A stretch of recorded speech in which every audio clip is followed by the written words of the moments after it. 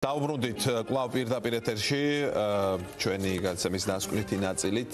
ქალბატონ კათი, იქნებ არსებობს რაღაც ობიექტური ფაქტორებიც, არა მხოლოდ ის რა რესურსებითაც ივანიშვილი ახერხებს თქვა სხვა კერის ჩაქრობას ან აქტიური ფაზის ჩაცხრობას, არამედ იქნებ რაღაც ისეთი ეტაპია, როდესაც საზოგადოების აი ამ ცოტა არ იყოს პასიურობას განსაზღვრავს სხვადასხვა ფაქტორები. აი, როგორ ფიქრობთ, რატომ ეუბნება ყველა ადამიანი ერთმანეთს აყვედურს, რომ ვართ პასიურები და არ ვართ საკმარისად აქტიურები? Ну, ეხლა ფაქტორები რა თქმა უნდა არსებობს, ყველას ვერ ჩამოვთვლი. ერთი საქართველოში რა თქმა უნდა არის ომის ტრამვა.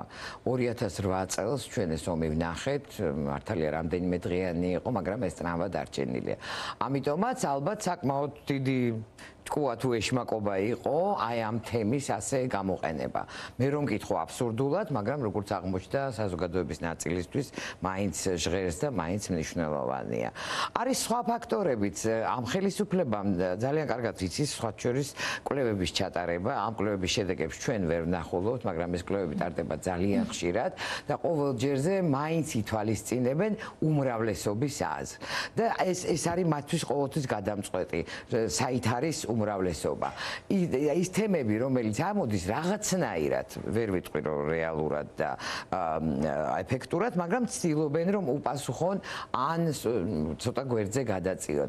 არის სხვა ფაქტორებიც, ახლა ყველანი ვხედავთ რომ ფაქტიურად მსოფლიო ომის პირას არის, ზოგი ექსპერტი ამბობს კიდევაც რომ რეალურად მსოფლიო ომი დაწყებულია და ეს პატარა და სუსტი ქვეყანა და სხვა შორის ამ სისუსტეს შეგნებულად უსვებენ ხაზს ჩვენივე პოლიტიკური ლიდერები, სწორედ ოცნების ლიდერები პირველ რიგში, მართლაც შესაძლოა ქართველებისთვის ამ მომენტში უფრო მისაღები იყოს, რომ ვიყოთ ჯუმად, ვიყოთ სადღაც გვერდზე და არაფერი შეგვეხოს. ამიტომ, გარკვეული ფაქტორები არის, მაგრამ მე ხანდახან მიკვირს ხოლმე, იმიტომ რომ წინა ხელისუფლებების დროს რაღაცა მომენტში წინ მოდიოდა ღირსების მომენტი, მართლა თავისუფლების მომენტი, აი ამ საკუთარი აზრის მკვეთრად გამოხატვის მომენტი და დღეს ამას იმდენად არ ვხედავ. ახლა რა მაოცებს, მე კი არ მაოცებს უკვე ამას ვხედავ, 30 წელია დამოუკიდებლები ვართ, ხო და 30 წლის მანძილზე მუდმივად ან ხელისუფლება ოპოზიცია და ოპოზიცია ხელისუფლებას ეუბნებოდა რომ შენ ხარ რუსეთის აგენტი, ან ცალკეულ ადამიანად.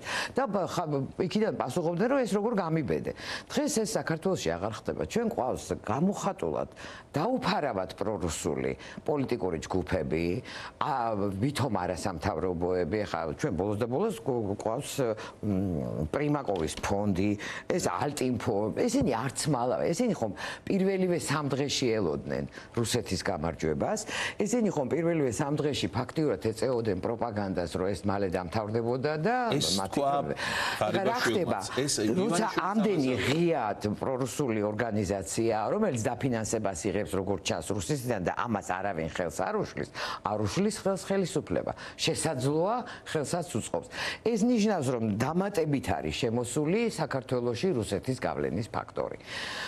გარდა ამისა, ეხლა ფიზიკურად შემოვიდა ძალიან ბევრი რუსი, მე ადამიანურად მათი მესმის, ისინი გაურბიან ომს, ახალგაზრდები უმეტესად, რომელიც გაურბიან ომს და ძალადობრივ მობილიზაციას, მაგრამ როგორ დაატრიალდება შემდგომში მოვლენები, ჩვენ არ ვიცით და მე მგონი საზოგადოება აი ამას ყველაფერს ძალიან დიდი სიფრთხილით უყურებს. არის მეორე ფაქტორიც. უნდა ვაღიაროთ, რომ ჩვენი ოპოზიციაც საკმაოდ სუსტია, ყოველთვის ძლიერი არ არის, რბილად რომ ვთქვა. და მე მაოცებს, რომ დღეს ისინი მეტად არიან გადასული ერთმანეთში დაპირისპირებაზე, ერთმანეთისთვის რაღაცის მოთხოვნების დაყენებაზე, იმის ნაცვლად რომ ფიქრობდნენ ერთიანობაზე და რაღაც ერთიანი იდეები და თემები შემოიყვანონ.